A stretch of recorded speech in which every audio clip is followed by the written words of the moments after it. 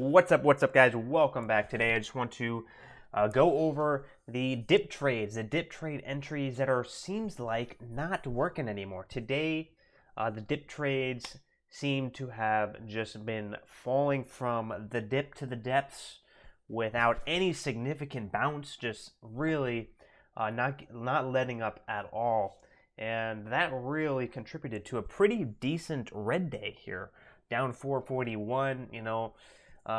It's definitely a decent hit to the P&L, but holding on to some gains on the week, holding on to some gains on the month. It's just a max loss day. It's a max loss day. It's not a beyond a max loss day. One green day, I can be back to all-time highs in my account, and that's what it's all about. Our risk management rules are so important. You can't break those. Our risk management rules, the max loss rule, is our emergency lever. It's our emergency situation. Some days, for example, today, every single dip trade I took, man, it felt like the bottom was just falling right off, like falling right through, and just going to the depths. Like every single dip, and every dip went to the depths for me. And in some cases, some days are just going to be like that. And on those days, you're just going to have to be able to pull that emergency lever and say, I'm at max loss. Whatever happens, I don't care if the stock goes from 1 to 100.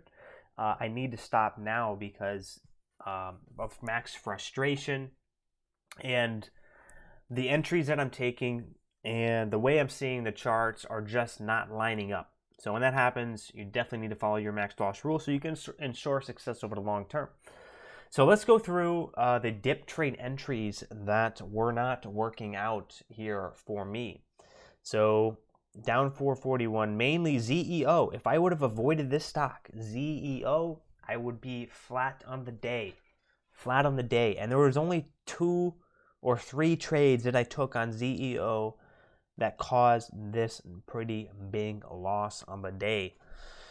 Which we can go through with our live trading archive. And then I had one dip trade here on GLMD that it looked so good. I would have taken that trade again. I would have taken the trade again. And I would have taken a lot of these trades again. I was taking the right entry. But just the market. Just the market that I was in. Maybe it's just, the day that there was no support on some of these tickers. That they were just failing, and like I said, on those days, some days are going to be like that. 1% of days are going to be. If 1% of days are going to be like that, that means 2 days out of the year, you got to be able to pull that emergency lever and say you're at max loss, because no matter what you do, you're just going to go further and further into the red. Even if your strategy has a negative risk to reward, a negative accuracy, 1% of the time. That's 2 days of the year. There's 220 trading days in the year. There's going to be 2 days out of the year that if you don't stop trading, you will lose your entire account if you keep trading, because that's just the market. That's just the odds. That's the statistics of the strategy. So if you can follow your rules on those days, the rest 98% of the days, you're small red, small green, and big green. But it's just, that small fraction where that edge just isn't there. You're just, every single entry you're taking, it just seems like it's not working out. Your accuracy is negative. Your risk to reward is negative.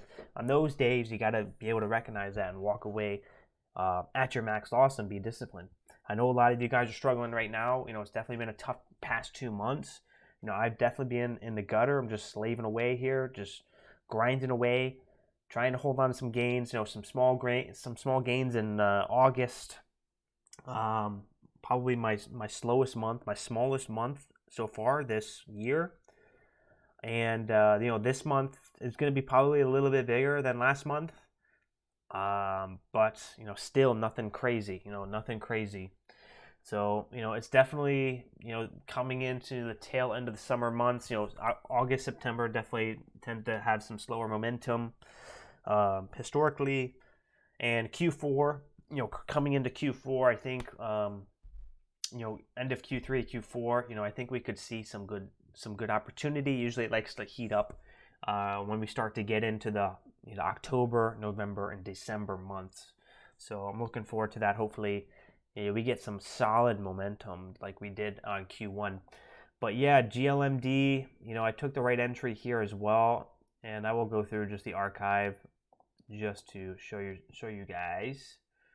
I think, yeah, it was right in here. It was right in here, and I would have taken this trade again. I took it at, I'm right there. I'm right there.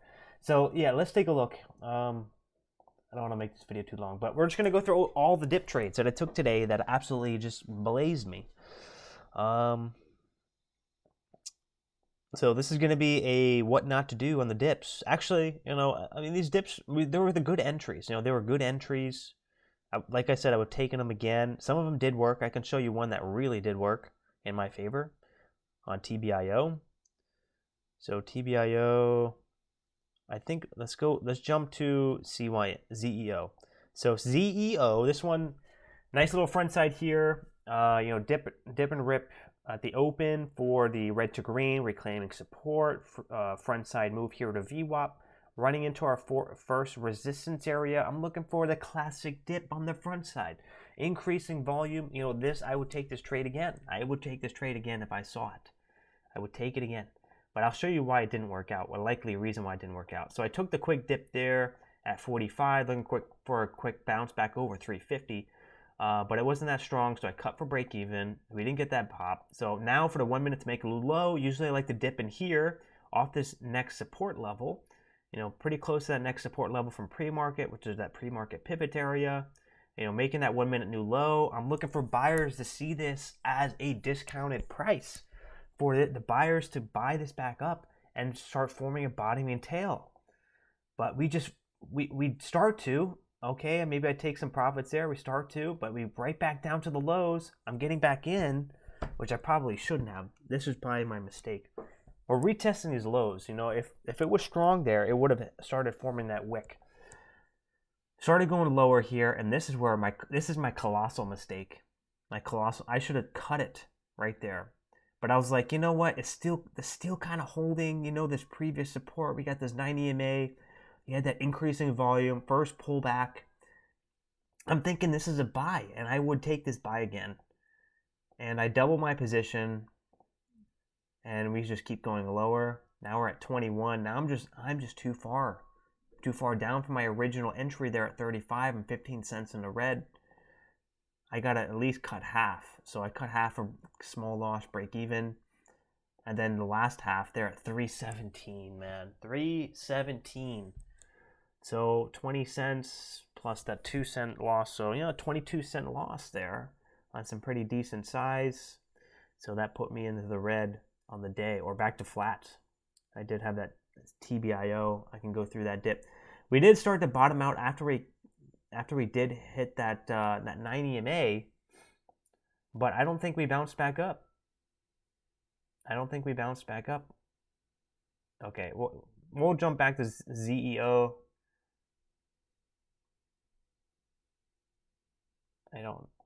Let me just pull it up on this chart here, just so you guys can see here. Let's see what happened here. So ZEO, yeah, after this bounce, yeah, it went even more. I was buying the dip here at 316. I was wanting that bottom and tail back up to 330, 340. Next candle maybe testing 360. And then we dumped again down to 292. So good thing I cut my loss when I did, even though it was a little bit too far. 20 cents into the red, that's just too much. On a $3 stocks, 20 cents into the red's too much. I got to keep it, 5 cents max, 10 cents max. So 22 cents, just too much. But it was good that I cut it, because it could have been another 22 cents down to 293. So, ZEIO, and then bear flag here, another colossal fucking dip here, fucking from $3 down all the way down to $2.59. Crazy, man. And the reference, the context was that this stock was ripping on no news. It was ripping on no news from 150 up to 650. Absolutely insane. Consolidating here pre-market right around 450 and fading. Shorts are absolutely in control here. And any long stuck, they're going to be selling. So, shorts are looking to add and longs are willing to sell right in here as we're retesting this level. So this is why the shorts are so confident on these on the tops, and they were slamming it down. They're slamming it down. So, I can't say that the dip, I wouldn't take that dip again, because in a different context, it would be a different price action. If this didn't happen, if likely this didn't happen and it was like this was the front side, this probably wouldn't happen. We probably wouldn't have this strong sell-off with any significant dip, because longs are being controlled, because we're on that front side move. But yeah, we were on a front side move here, but on the larger time frame, we're on the backside move, so shorts are in control, and so that's why they were so confident slamming that down. And it's been a while since I've seen something like this, that shorts are just slamming down so confidently, and longs just getting absolutely washed out. On any dip, on any dip trade, that I was completely caught off guard here, and that's really what contributed to me being a little bit too aggressive on the dip and not really seeing the bigger picture, that longs are not in control here. And this is just a relief bounce for shorts to add, longs to potentially cut their, longs who are already in, cutting their loss and then fading back down. That's what we saw on ZEO. So now jumping over to GLMD, a couple dips for you guys. Here's one dip that I missed here, the dip and rip. This one was also tricky, because if you got in the first dip, you would have got smoked. So here, halted up, now we resume sideways, waiting for the dip and the rip, the classic setup after the halt. There's your dip. If you get in there at 11:25, 11:30, let's say you get filled at 11:29, you had a millisecond to sell there at 11:39 for 10 cents of profit, or you're back to break even on the trade. And if you didn't sell there, you're down here 50 cents in the red. So, very tricky dips lately. But if you were patient, this would be the A+ opportunity. That flash under 11. Longs are starting to panic out a little bit. But the more patient traders are now accumulating this for the discounted market price down here off the 9 EMA.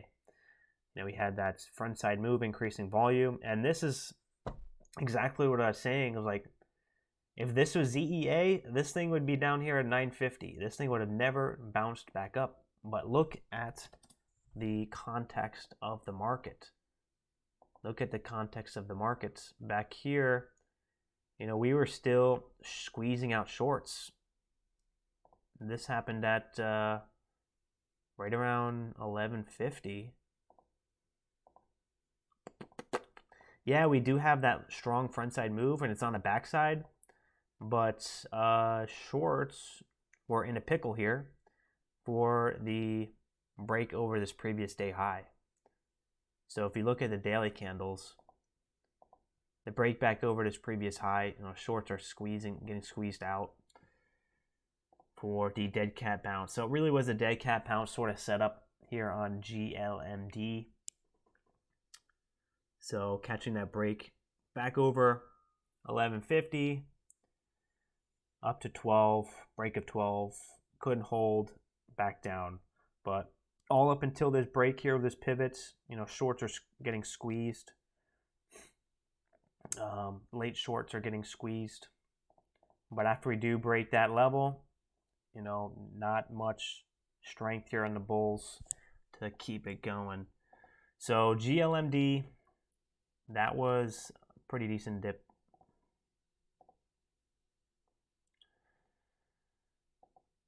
Next,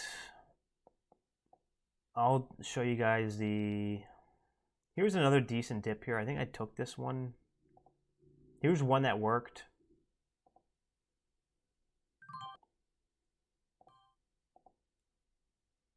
So yeah, there's one that worked. It kind of flashed down below 12. Let's take a look at it. So over 12, like, yeah, you could take that dip there at 12.18. It's like, oh yeah, 12 support, 9 EMA support. We could see, we're decently off the highs. We could definitely bounce here. If you bought there, you're getting smoked. Down here, then you're down 50 cents already. But if you're patient, wait for that flash under 12, under that psychological level. Shorts are starting to, not shorts, longs are panicking a little bit, creating that extended dip buy opportunity. and scooping that up. I got a decent trade in there. I got a little bit of high fill, but decent trade. But I don't think we did have a decent bounce there. I should have held that a little longer. And then this is where I mistimed the dip again, down here, right off the lows. So I was waiting for that flash under 1150, for the dip under 1150. Catch that dip under 1150. I'm getting filled here at 1148, just a little bit too early. If I would have got filled at 22, it would have been more of a break even, maybe small loss trade, but I'm in there at 48, 45. I double bought. I hit that buy button twice because I was pretty confident for that pop back over 1150. Trying to get up to 1180, maybe 12. And yeah, down 25 cents, 28 cents on a double buy. And that put me in the grave. Another, that put me down. That put me down. So that was GLMD, and then here's that third colossal dip that I just absolutely got smoked on ZEO. Did I record it? I think I did record it, because yeah, I'm down 424, so here it is. Yep, there it is. There she is. The biggest rejection of the day. Of course, I'm getting caught. So ZEO, and again, like, I'm not thinking here. We're popping back up. I'm a little already late to the party here. We're breaking out. It's just too late for me to FOMO in right here. Popping back up to 4. Okay. 91 halt level. Do we halt? No, we don't halt. Let me back it up. Back it up. Okay, back up to that halt level. It looks like it doesn't get halted. The halt level extends over 4. We kiss 4, I guess, for a millisecond. Now I'm looking for the 1 minute pullback under the whole dollar, because I'm thinking the whole dollar is going to break. I'm thinking that we're going to dip and then retest that whole dollar and then snap through 4. I take that setup almost every single day.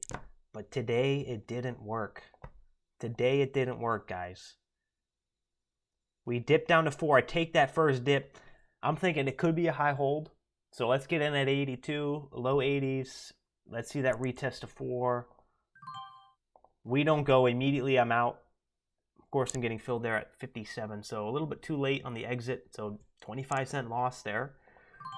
I get back in on this extended dip buy opportunity off the potential support here of this pivot area or this previous high, thinking that, we're on the front side. We're kind of curling up.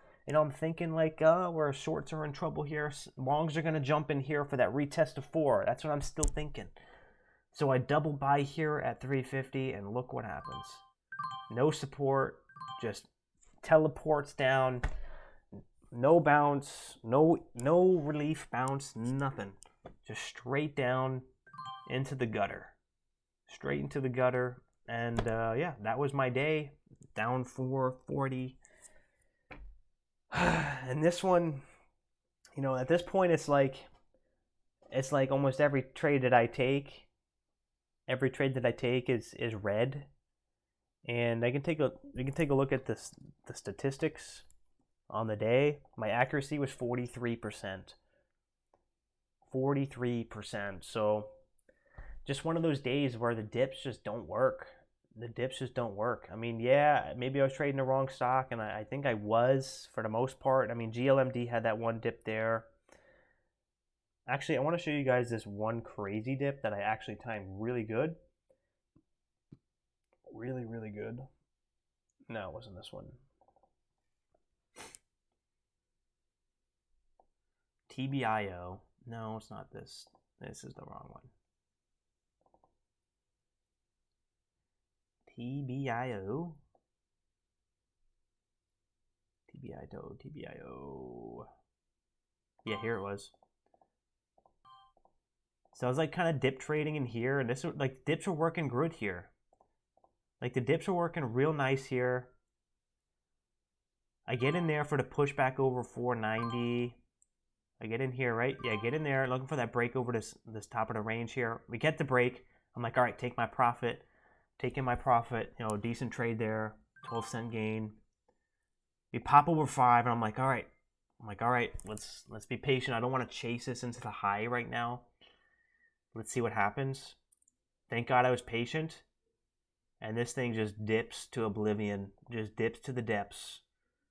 From 510 down to 450. I hit the buy button 4 times. 4 freaking times. I was so confident on this extended dip buy opportunity. Thank God it worked out. I get filled there at an average price of 448, and I just hit flatten. I was like, I don't want to take the time to hit the sell button 4 times because my luck, by the time my 4th order goes through, this thing's at 410. So I'm just hitting flatten. Just get me the hell out of this position. I make a nice $180 on that. So very nice trade. Solid 8-10 cents or so. But yeah, that was a dip that I timed really, really good. But yeah, you had to be patient on these dips, man. They could dip. They can dip farther than you think. And today was an example of that. But a lot of these trades, you know, I would take again in a different market, which is so challenging about trading, because, you know, one day it works. One day it works, one day it doesn't work, then you have to adjust, and then the other thing's working again, then you have to adjust again, and then it's not working, then you gotta adjust to something else. This is why the market is challenging, and it's why the market keeps us on our toes, and it's the reason why we keep doing this, is because we always have to adapt, we always have to continually changing and continually adjusting, continuing trying to be better. Because it was so easy. Let's say if it was so easy, you know, we could just print $1 million every day. Yeah, it would be great I'm sure it'd be great for a month, 2 months, 3 months, maybe a year. But after that, you know, we would be bored. We wouldn't trade anymore. It would be too easy. It would be too easy. I'm almost guaranteed that. You know, it may sound great. Yeah, I can print $1 million every day. But that's going to get old. You know, that's going to get old. And trading is easy. It's not going to stimulate you, you know, the way that you know, being excited about something, you know, enjoying something challenging. Because when you're challenged like that, you know, when you're challenged, it's enjoyable. You know, it makes it more enjoyable because you're striving to be better. You're striving to overcome obstacles, and you know, if you don't have obstacles, if you don't have challenges in life, you know, it really. It's really, you know, it starts to become pointless, you know. It really becomes pointless. You always got to be working towards something, but that's just my belief. But yeah, I mean, the dips today were, you know, some were working. You know, the dip and rip in here. I was a little late to the dip here. That dip work. This dip, terrible.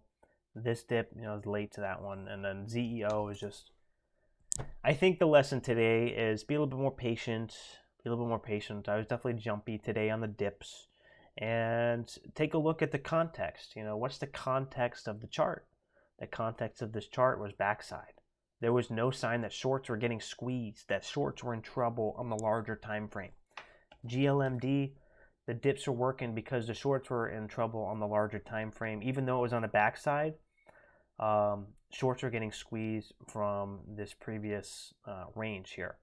So curling back up, reclaiming previous support. Shorts are looking this. Anyone who's short here is looking like this, is like, maybe I got to be getting out here, and cause a nice short squeeze here for the break of the previous day's high, which is a good indication